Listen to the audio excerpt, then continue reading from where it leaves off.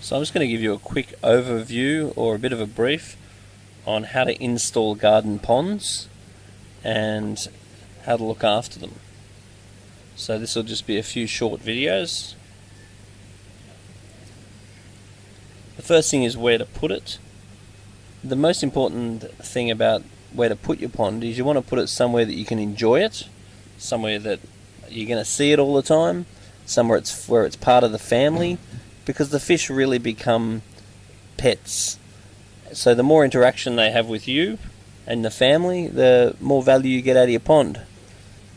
You definitely don't want it underneath a residual tree, because it's a pain in the neck if you're pulling leaves out of it all the time, and best if you don't have it in full sun. And it's great if you do have the sides of the pond raised, so therefore water runoff won't go straight into the pond, and where possible don't have it in the lowest position of the yard, because it's better to have it somewhere where the water will run around the pond as opposed to running into the pond. Now, as far as shape's concerned, it's pretty much the bigger the better. I've been involved in the install of many ponds, and never once has anyone come back and said, I wish my pond was smaller. But you do have laws to consider. So, for example, in Australia, your ponds have got to be 30 centimetres or less of water. Otherwise, it does need to be fenced. Now, there's various things you can make your pond out of. You can make it out of cement. You can make it out of liners. You can make it out of fiberglass. You can get pre-formed ponds. But the ponds that I like the best by far are the universal rock ponds, because they look extremely real and they're very easy to install.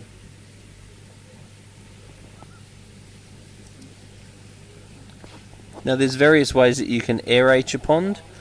You can aerate it with a water feature. You can aerate it with a little creek. You can aerate it with waterfalls. You can create surface agitation by putting pumps in the water that's going to break the water surface. You can use air stones. Pond plants are going to help. And make sure that your pond has kinetic energy, which means make sure that the pond circulates in a certain direction, and you'll find that it'll keep the dissolved oxygen level higher, your redox potential higher, and keeps all of your solid matter in suspended solution, more likely to go into the filter.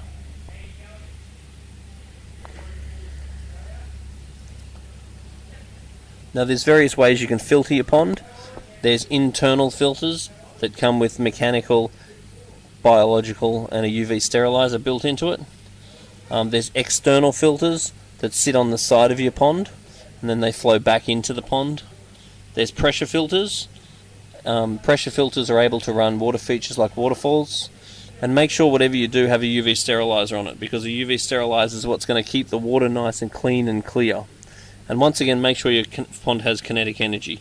So make sure that your pond actually turns around on itself, which will keep it clean and nice and flushed. So in this basic diagram here, there's the pump. The pump goes up and sends the top to a water course. The water goes down here, gets nice and aerated. And any pebbles and so forth that are in this water course are going to grow bacteria and help to filter it. And you've got some plants as well to help filter it and aerate it. And then in this case, there's a pressure filter which is installed as well. So the water comes in through the bottom, then it goes up, goes through the pressure filter filters the water, and then returns the water back into the top of the water course for the water to go through and be aerated. Now, it's important that you know that the water that comes out of your filter is actually an oxygen deficit. So you want to have one thing to filter your pond and one thing to aerate your pond. The filter is not the aerator. Now, when you set up, there's various things you may need to add to the water. One thing is water ager. You must take water ager, put water ager in to get rid of your chlorine and chloramone and so forth. We also recommend you use carbonate powder, because many tap waters don't have carbonate in it. We also add a little bit of salt, which helps the immune system of the fish and promotes the body slime. And we also recommend adding a bit of good bacteria, just to make sure that that all takes off nicely.